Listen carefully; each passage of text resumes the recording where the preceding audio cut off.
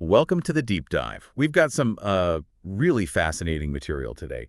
Excerpts from Shakespeare's King Lear. Yes, absolutely. A real classic. And our goal here isn't just to, rehash the plot we all kind of know.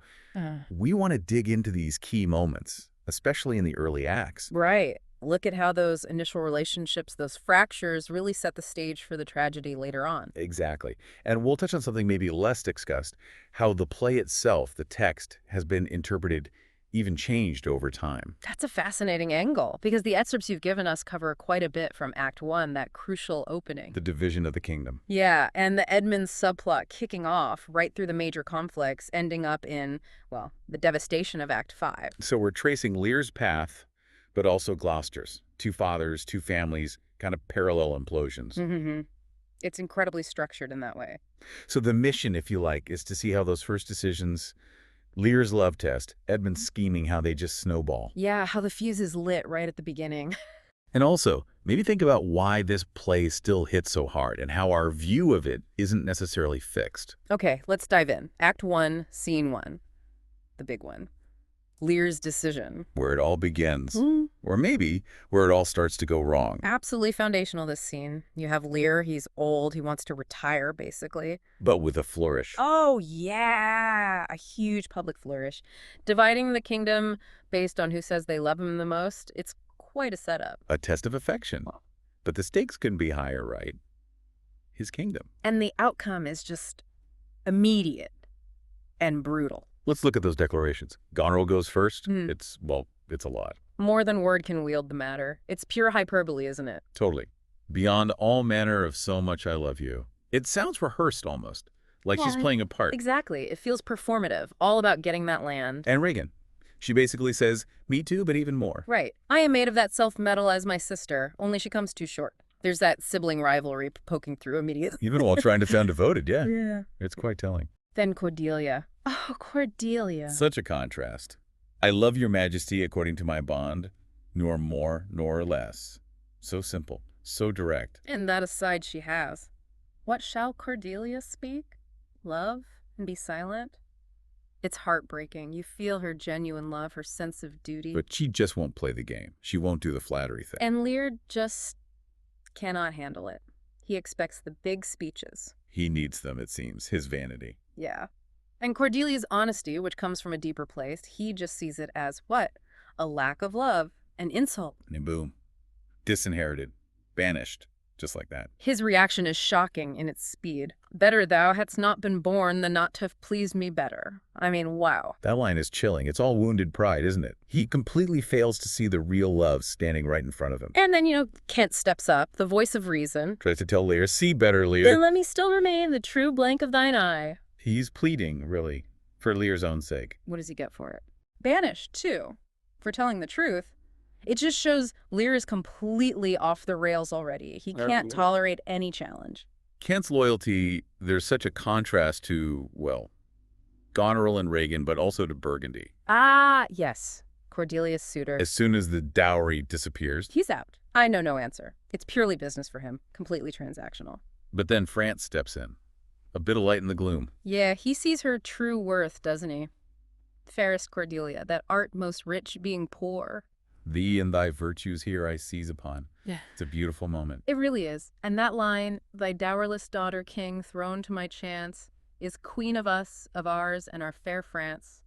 It highlights Lear's blindness, really. He sees what Lear, her own father, couldn't or wouldn't. It definitely asks us, what's real value in a person? Is it the dowry or the virtue? And then the scene ends with Goneril and Regan having a quick chat. Ah, that private conversation. It's chillin'. The masks come right off. You see how full of changes his age is? He always loved our sister most, and with what poor judgment he hath now cast her off appears too grossly. They see his flaws, all right. And they're ready to exploit them. We must do something, and in the heat. Yet the heat sounds so cold and calculated, though, doesn't it? They're not waiting around. No, the plotting starts immediately. It shows how thin that veneer of love really was. So yeah, scene 1 lays it all out. Lear's terrible judgment, the daughter's ambition, Cordelia's integrity, Kent's loyalty. The whole tragedy is kind of preloaded. Okay, so that's the main plot fuse lit.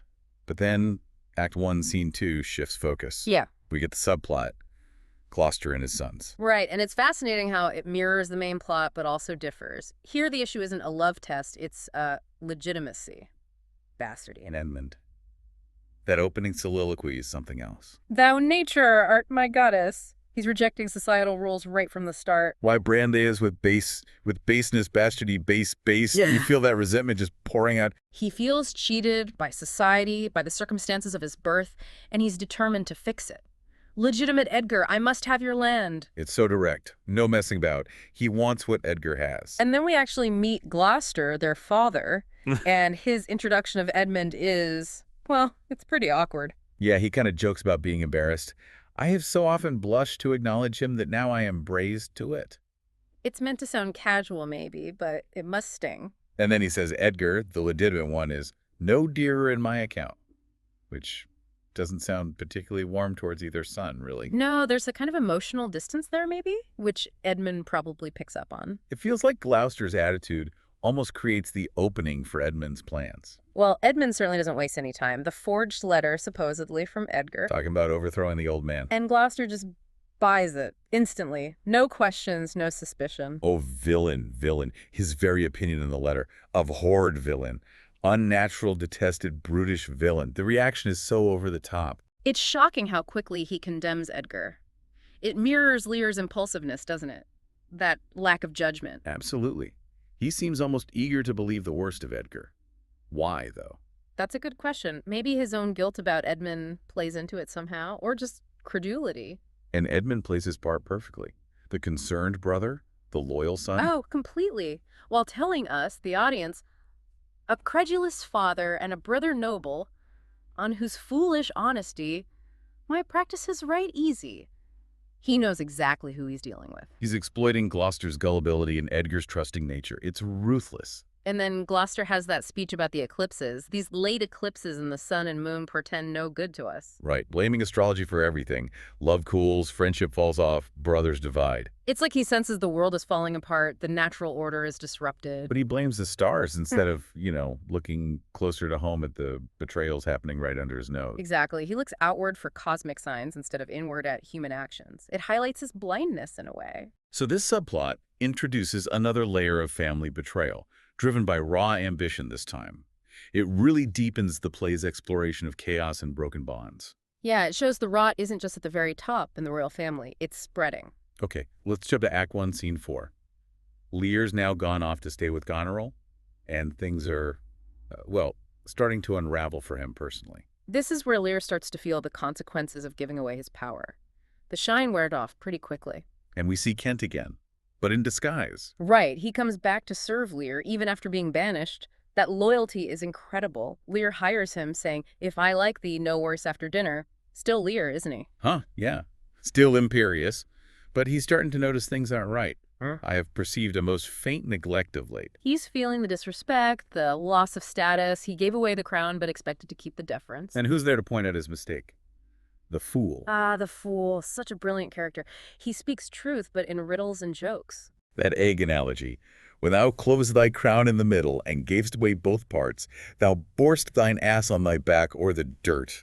It's brutally honest, isn't it? He's telling Lear straight up, you made yourself powerless, you carry the burden of your own foolishness now. The fool's wisdom is often paradoxical, like, have more than thou showest, speak less than thou knowest. It's exactly the kind of wisdom Lear ignored in Act 1, Scene 1, isn't it? It's about prudence, self-preservation. Things Lear completely lacked. The fool is like Lear's conscience, or maybe the part of his judgment he gave away. That's a great way to put it. He constantly reflects Lear's folly back at him. And then Goneril comes in. Yeah. No more pretending. No more flattery. Now she's got her share. She lays into him about his knights, calls them an insolent retinue.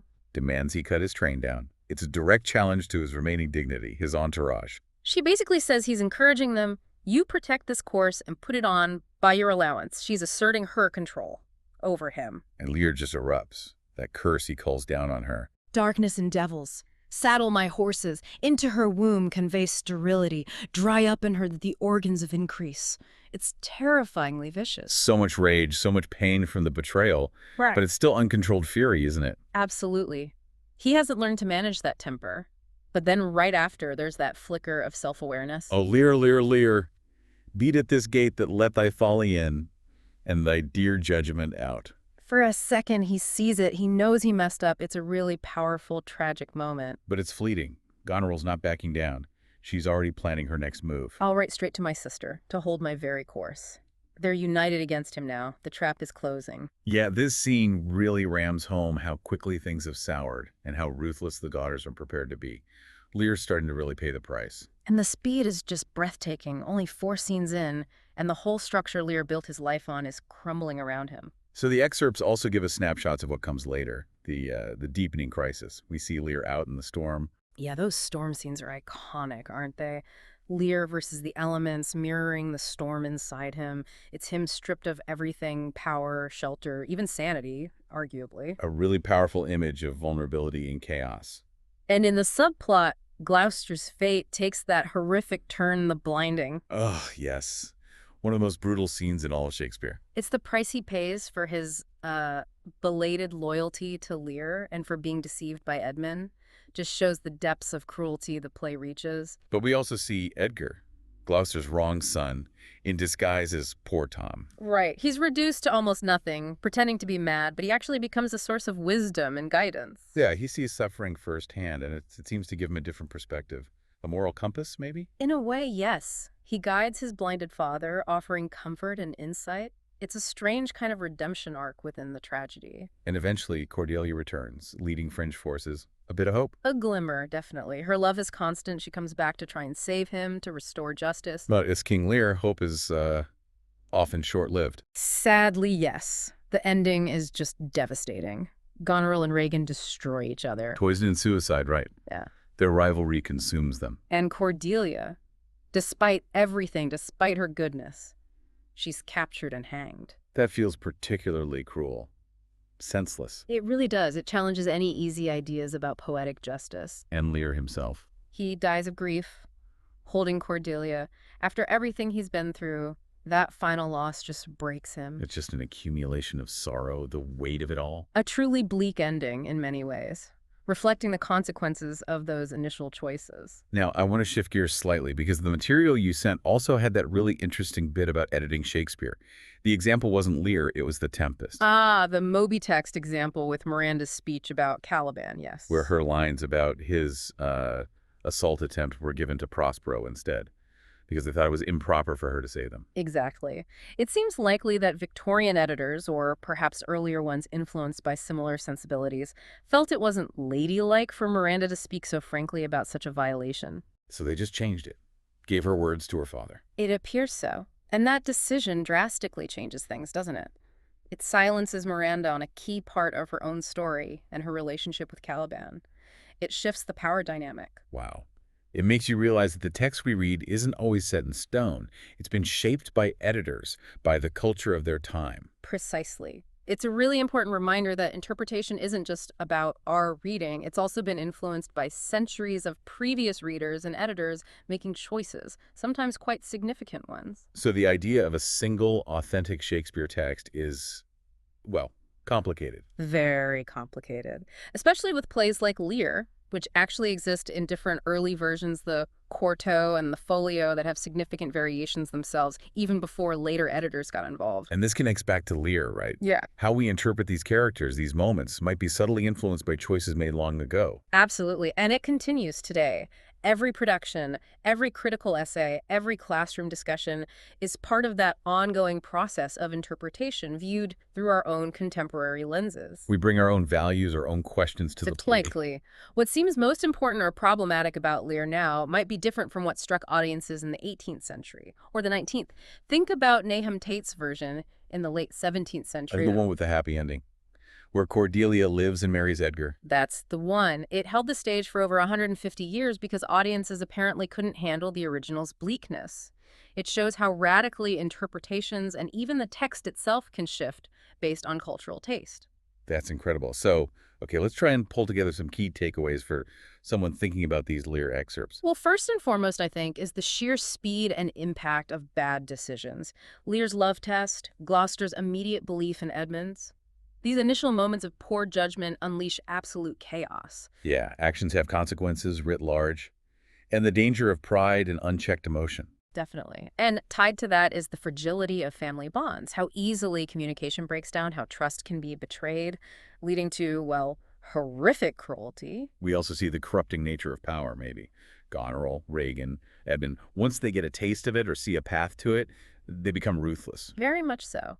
And the play forces us to ask those huge questions about justice, about loyalty, about whether there's any kind of moral order in the universe when things go so wrong. And crucially, remembering that interpretation point, engaging with Shakespeare, with Lear, it's dynamic. Our understanding evolves. The text itself has a history. Right. And maybe when reading or watching, think about those motivations. Is anyone purely evil?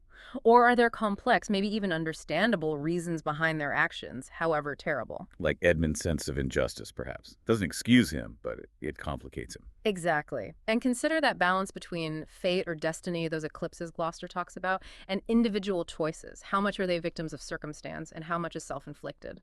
So lots to think about. As a final thought for our listeners, maybe building on that editing point, Right.